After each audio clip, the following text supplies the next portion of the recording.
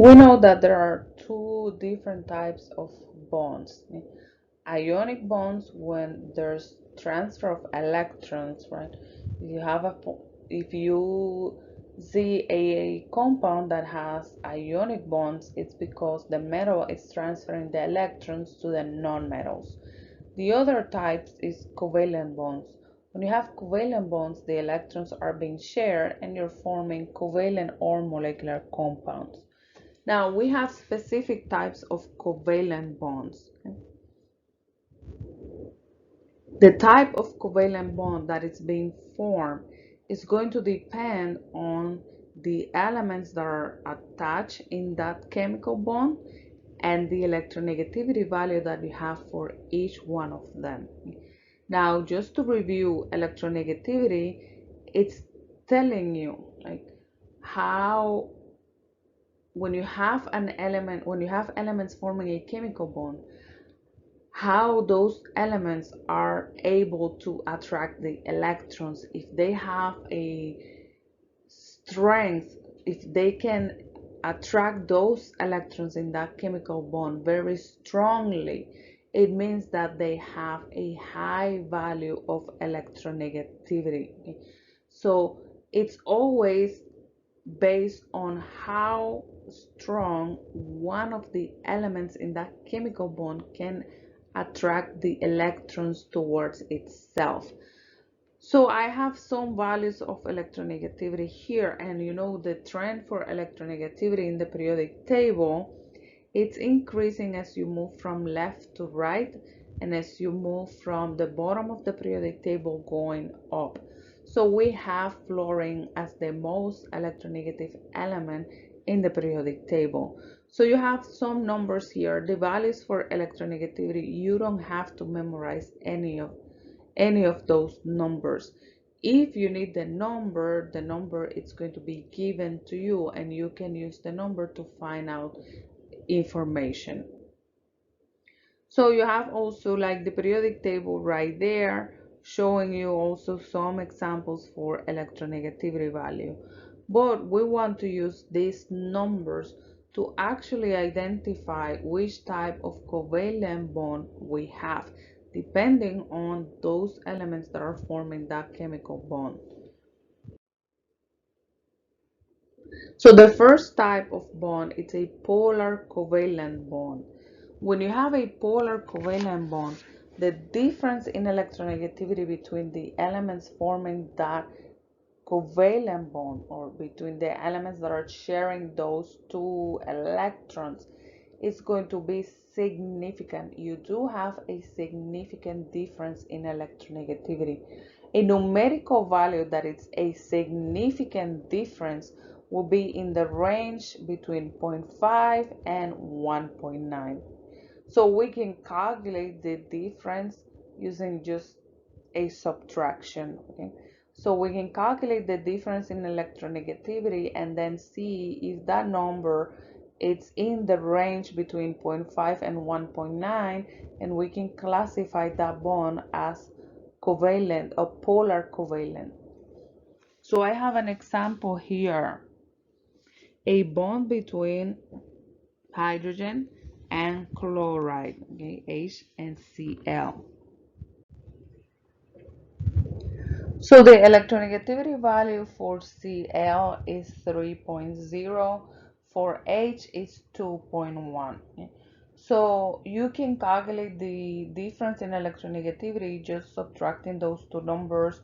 You can use an absolute value to get always a positive number, or you can subtract the smallest number from the largest one and that will give you a positive number. We're looking at the magnitude of that number, not the sign. Okay, the sign is not going to be used to determine anything. So I'm going to use an absolute value here, and H is 2.1 and then Cl is 3.0. That will give you 0.9. Okay? Or you can just write down this as 3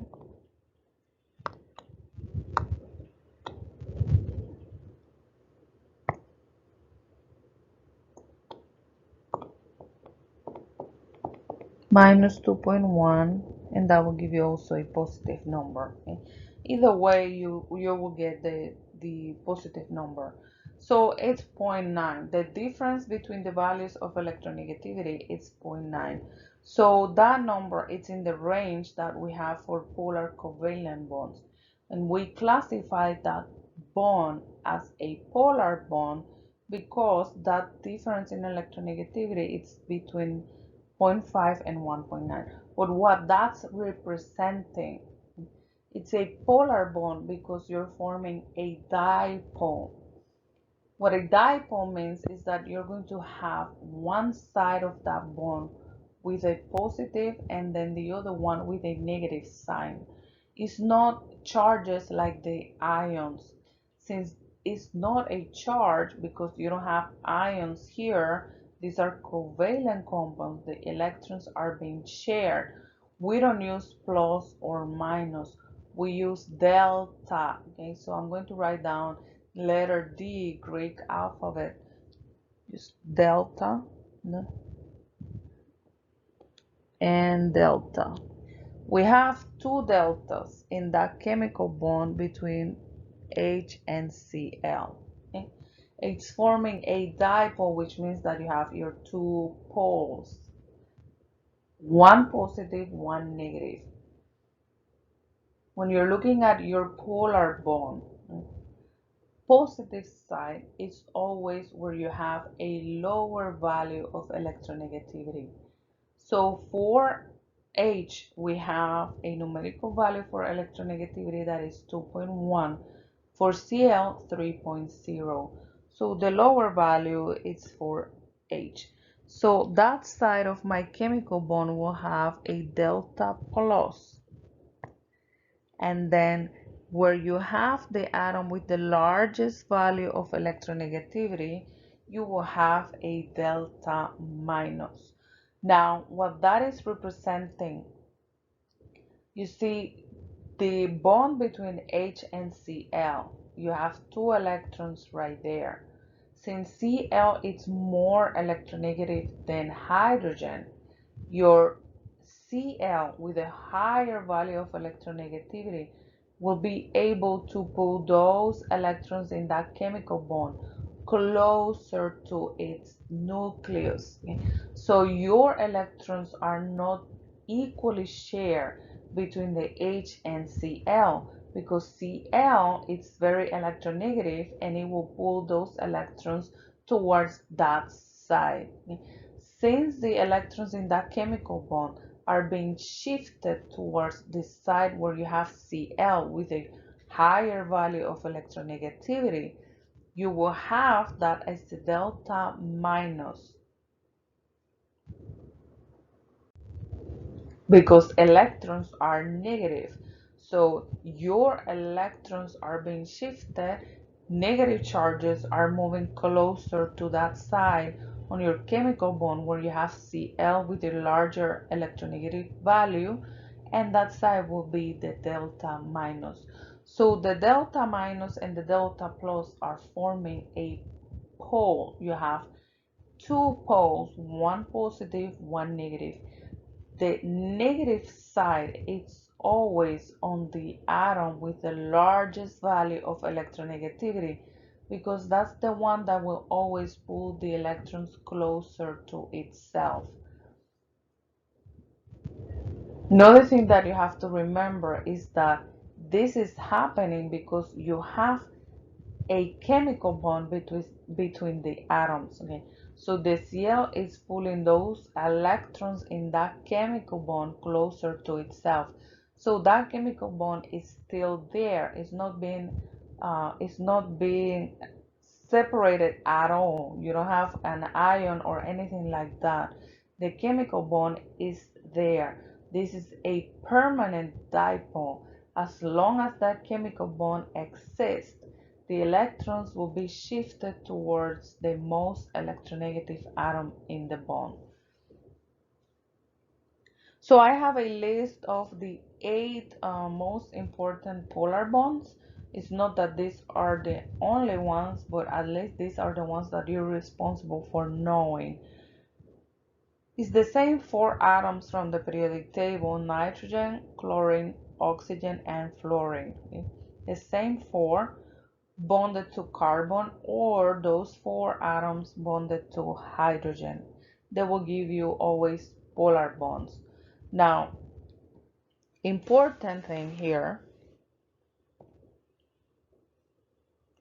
the most electronegative element in these four bonds are these ones right here: the nitrogen, the Cl, the oxygen, and the F.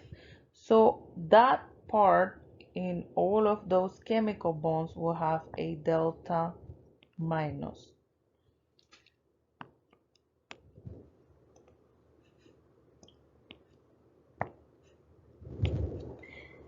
And then the least electronegative one in each one of these chemical bonds is the carbon. So in each one of them, the carbon will have a delta plus. The electrons are being shifted towards where you have the nitrogen, the Cl, the O, or the F. The same thing will happen in your polar bonds containing hydrogen.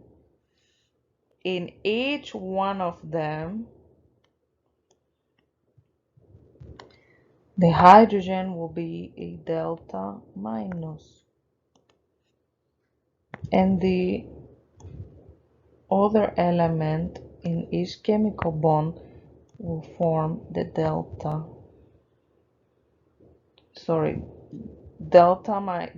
plus for the hydrogen, the least electronegative, delta minus for the most electronegative.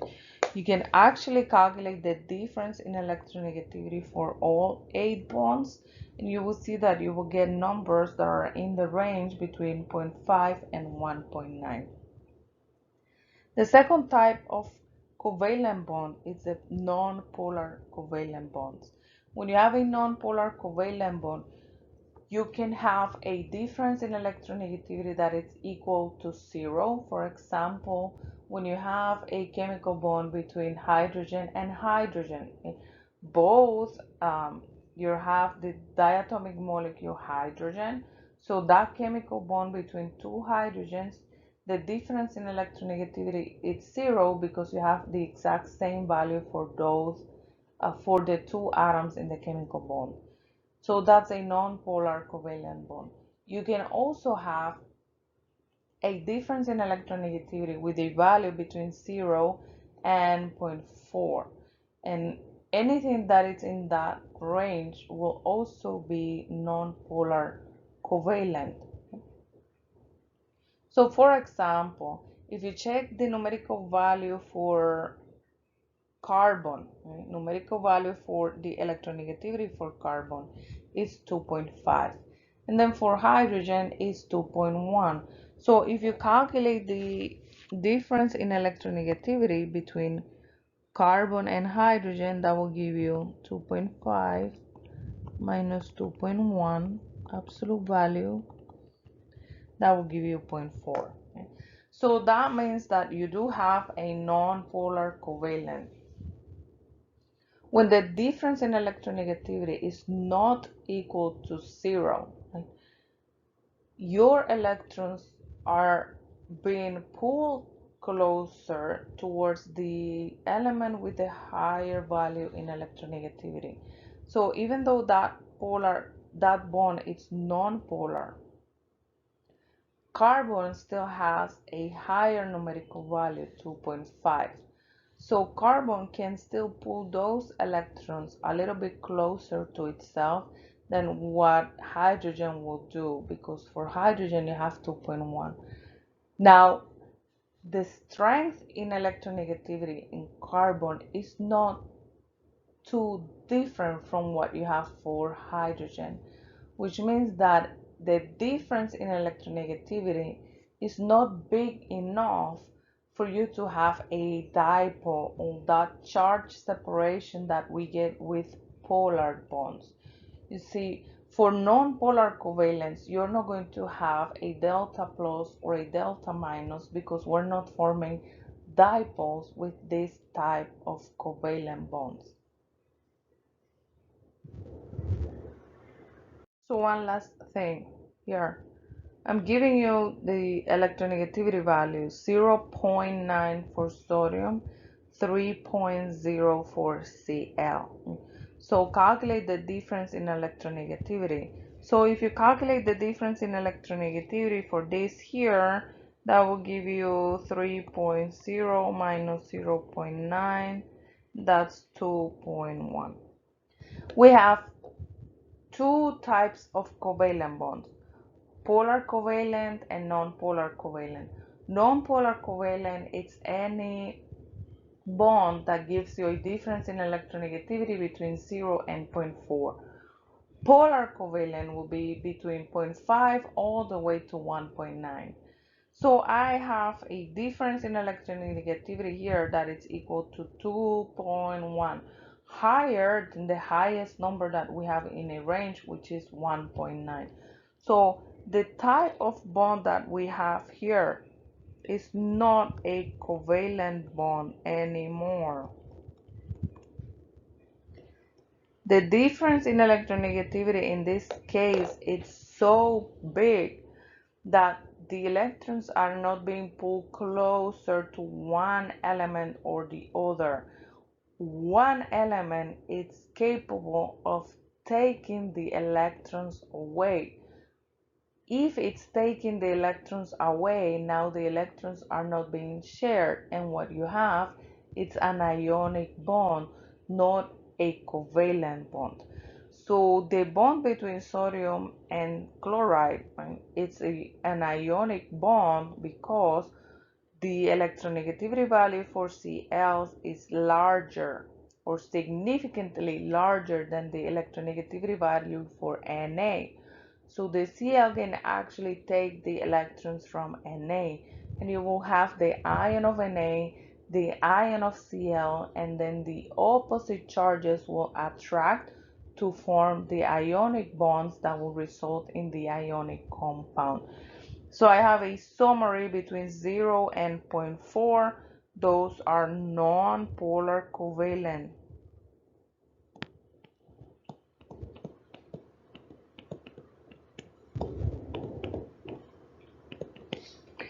Between 0.5 and 1.9, those are the polar covalent. Anything above 1.9 will be ionic compound, ionic bonds. And ionic bonds will give you ionic compounds.